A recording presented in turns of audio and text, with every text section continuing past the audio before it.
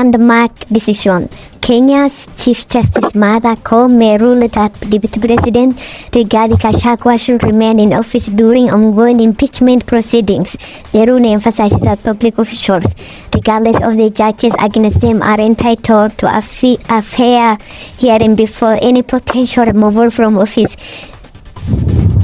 His precedent-setting decision highlights the Supreme Court's commitment to uphold constitutional rights and preventing hasty removal from public office, underscoring the judiciary's essential role in safeguarding due process.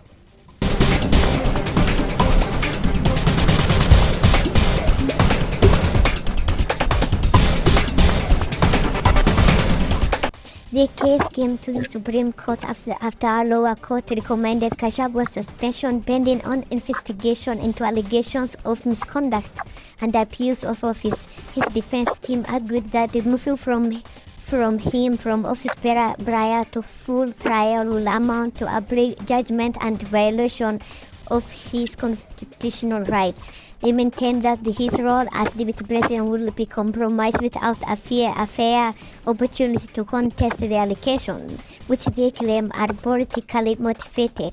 This decision by the Chief Justice, therefore, is a significant affirmation of their right to be presumed innocent until proven guilty.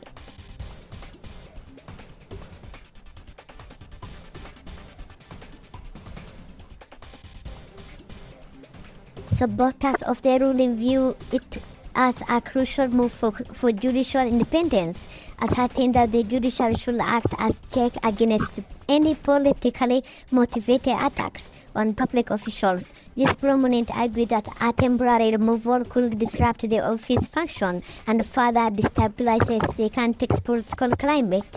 Many believe that Chief Justice Koome's ruling reinforces Kenya's democratic values, ensuring that office holders are not removed without ample evidence and a thorough judicial review.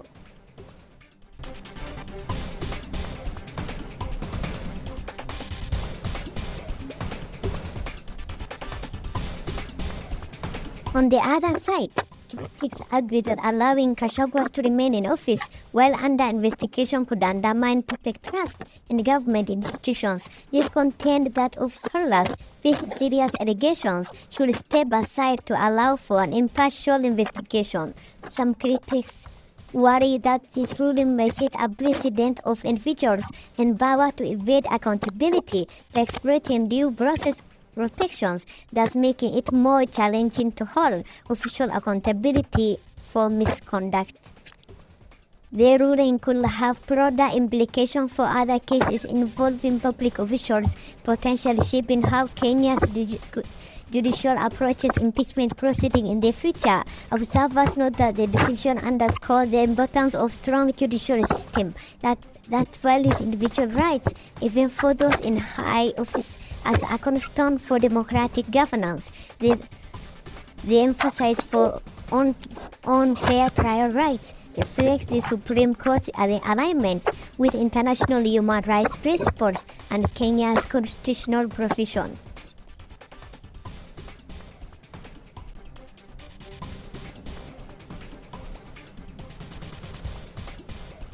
Chief Justice Koome's decision comes amid heightened public discourse on governance and accountability. Many Kenyans see this ruling as indicator of how the judiciary will handle high-profile cases that involve their political elite.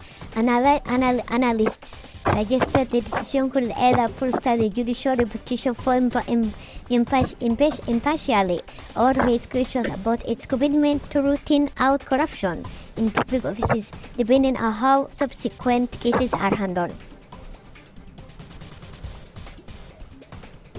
This ruling also sheds light on Kenya's broader political landscape, whether the judiciary is increasingly called upon to mediate power struggles as political factions debate the legitimacy of officials under investigation. The Supreme Court's role in providing checks and balances become ever more critical. Chief Justice Koome's decision underscores the need for the judiciary to remain impartial, especially when they interpreting laws that affect the nation's political stability.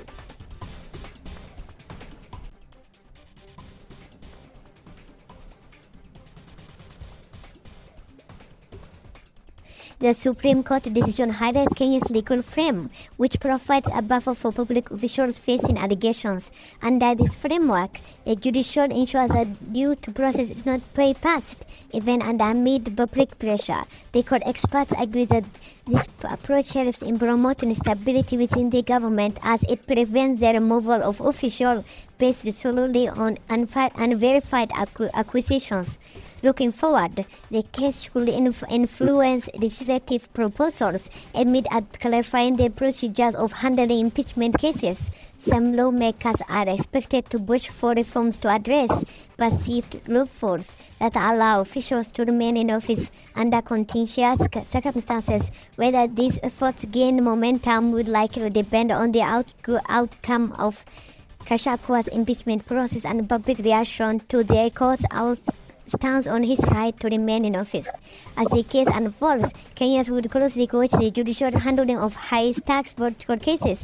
Chief Justice Koome's decision signals a judicial commitment to procedural fairness, potential restoring public confidence in the courts. This outcome of the impeachment proceeding will undoubtedly have lasting implications for Kenya's political and legal landscape, setting a precedent of how similar cases will be.